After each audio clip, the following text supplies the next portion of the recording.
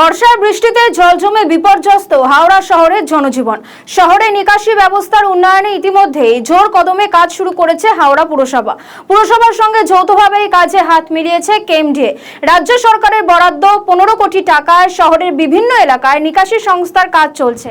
চরদ সদনের সাংবাদিক বৈঠক করে তথ্য জানান রাজ্যের পুর এবং নগরায়ণ প্রতিমন্ত্রী উমেশ রায়। উপস্থিত ছিলেন হাওড়ার বিধায়ক সঞ্জয় সিং এবং রুদ্রনীল ঘোষ, হাওড়া পুরসভার কমিশনার তেজস্বী রানা সহ অন্যান্য আধিকারিকরাও।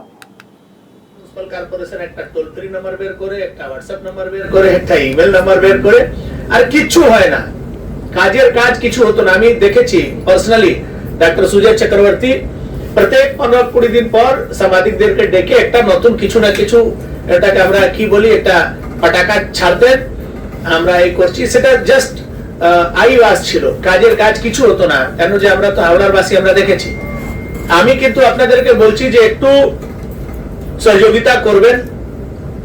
সাংবাদিকদের কাছে বিশেষ করে বলবো, হাওড়া মিউনিসিপাল কর্পোরেশনের এই প্রচেষ্টা, এতে যে কাজগুলো হবে সেটা 100% হতে পারে না, কিন্তু যেটা হবে সেটাকে যদি আপনারা তুলে ধরবেন তাহলে মানুষের মধ্যে অ্যাওয়ারনেস বাড়বে। আপনি এখন থেকে যদি ওর মধ্যে ফেলিওরটা খুঁজতে শুরু করে দেবেন তাহলে জীবনে এটা সফল হবে না।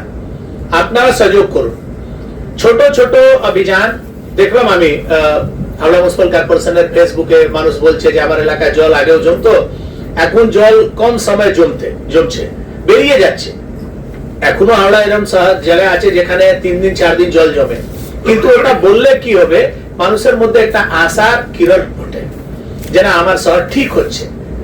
আমরা সিঙ্গেল ইউজ প্লাস্টিক বন্ধ করব, আমরা রাস্তায় আবর্জনা ফেলতে দেব না, আমরা ভ্যাট মুক্ত রাস্তা করব। কোথাও আপনি দিন রাত কোথাও রাস্তার উপরে ময়লা দেখতে পাবেন না। সেই সব করার জন্য আপনাদের সহযোগিতার প্রয়োজন আছে। এই অ্যাওয়ারনেস ক্যাম্পের আপনারাও সহযোগিতা করবেন।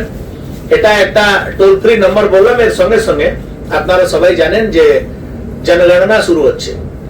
এই জনগণনার কাজ 2 ধাপে